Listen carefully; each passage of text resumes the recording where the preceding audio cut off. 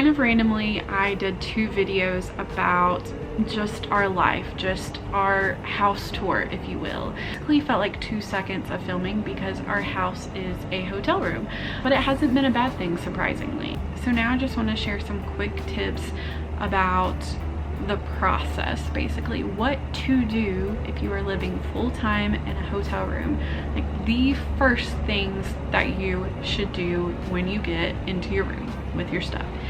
So here's what you do. If you will be moving soon, I don't recommend like doing this all at once. We had a hotel room and then found out that we'd be moving to a different, exact same but different hotel room. So we kind of held off on this process and lived like we were living regularly out of suitcases. So if you get your hotel room, you know you're not changing, you know you're not upgrading anytime soon, here's what you do.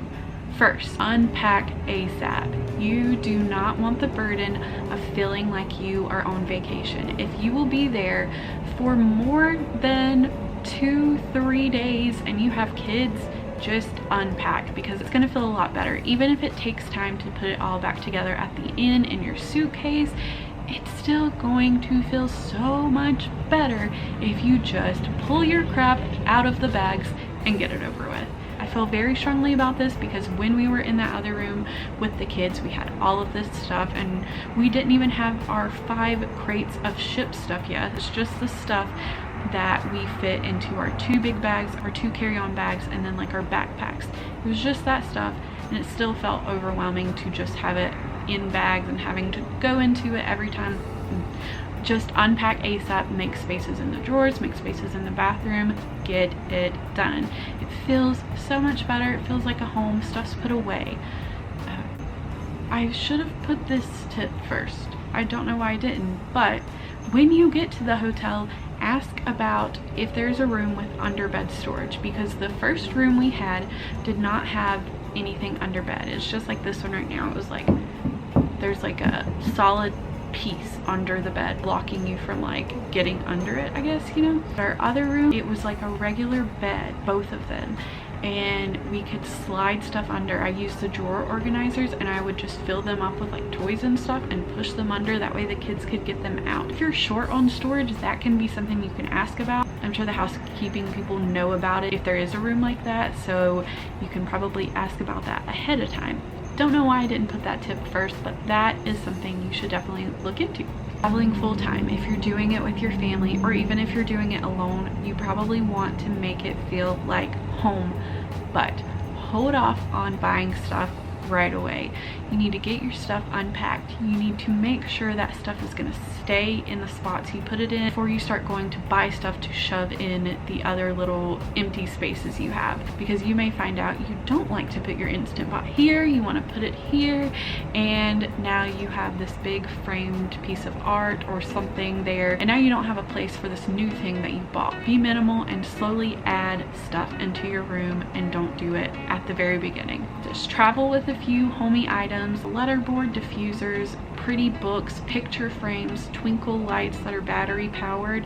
Those kind of things look great and they pack really well. Try to decorate with the stuff you've brought specifically for that, and if you want to buy stuff along the way you can, but you're not doing it all at once and then wasting stuff that you may not use later. Keep the common areas clean. This is spaces like desks, bathroom, counters, those kind of things, nightstands. Keep them clean during the day. It's gonna feel a lot better in your room if you aren't using those places as storage. For example, the bathroom. In our smaller room, we had a shoe organizer on the back of the door with command hooks, and we would put our stuff in there so that the counter could be completely clean except for the magnifying mirror and the diffuser and maybe like some rolled up washcloths and a few bottles of oils. That was all we would put on that counter, and then everything else like toothbrush, lotion, razors, all those things that some people usually put on their counter maybe at home when they have a lot more space. It just doesn't feel good when you have it in the hotel and you're on such limited space. So put that stuff away, keep that area clean. Your desk the same. We would pull out Tristan's school books every day, put them up on the desk, start from there, put them back down.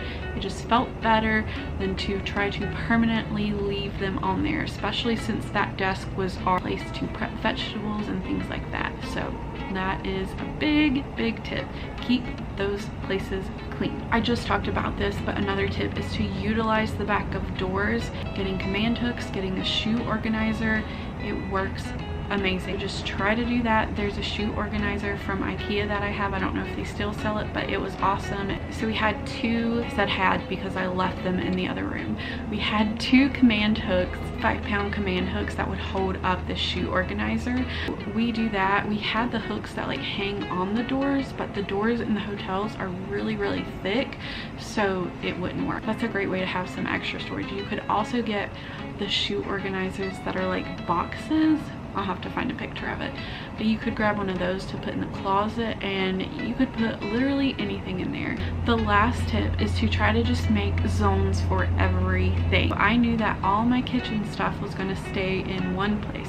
All books, my books, Kyle's books, Tristan's books would stay with his homeschool stuff. All toys, Tristan's toys, Blakely's toys, Kyle's remote control car toy, all of that would stay like in a certain area under the bed and off to the side in our other room. Here it's a little bit more spread out because it can be, and I'm very thankful for that, but we try to keep everything in a zone, or just try to break it down into subcategories and get those things into a certain zone. So here some of our kitchen stuff is across the room, but it's okay because it makes my life easier and I don't have to worry about Blakely going in there and going through all the kitchen stuff. Another thing I try to keep all together is like cords and electronics, or all of our essential oils, all of our supplements. I try to keep them together because if not, when I start to pack, those things can just get all over the place, and that's not good. So that is what I suggest when you are living in a hotel room for a long-term stay. Long-term for some people can be 2 weeks. For us, this assignment will be around 12 weeks. Total will be about 30 months in a hotel, extended stay, possibly an apartment if that's ever an option. So hopefully my tips will get better, but for now, just being in a regular hotel with kids for 6 weeks, this is what I have for you. So I hope that's helpful. Another video that I'll post soon about the first things I think you should buy and take with you when you get to a hotel that you'll be staying in long term. So I hope that's also helpful for you. If you like this video, you can subscribe to our channel. We're putting out videos every week about just this process our family is on, following my husband around the country for his job with Chick-fil-A. And I hope at the end of this we can look back on this and the kids can see this whole cool process they went through, and we can share this with you, and we can share it with people who are considering doing something like this or who are actually applying for the same job. I've talked to several people lately that have found me through this channel or my Instagram or blog by searching about Chick-fil-A LDP, and that makes me so excited. So happy to be able to talk to wives who are in that process. I remember it. We went through it 2 times. I'd love to talk to you if you are in that process. Please reach out. It's hard to go through on your own, and it's hard because your friends and your family, they don't always understand what you're gonna do. Even if you explain it really well, something super normal, so people don't really understand it. I fully get it. I would love to be a support person for you and just help you along that journey. I've also had some current LDP and former LDP wives tell me that they're watching these vlogs, and it makes me nervous, embarrassed. I don't even know. Y'all are so nice and so supportive, and I'm like, oh, look at me 1 month in, probably looking like I'm trying to be an expert. I'm trying to come off as an expert, just sharing as I go. It's okay if you're really thinking that I'm just a month in and I don't know what I'm talking about. It's probably accurate. Anyways, that aside, this is the end of the video. I'm so thankful for you watching this. If you want to talk, get at me in the comments here. A lot of people seem to want to talk on Instagram messengers. I also too prefer that because that's where a lot of our family and people are. So I try to be better on there. I try to do good on here. I'm a really bad YouTuber. I try. And yeah, that's it. Bye.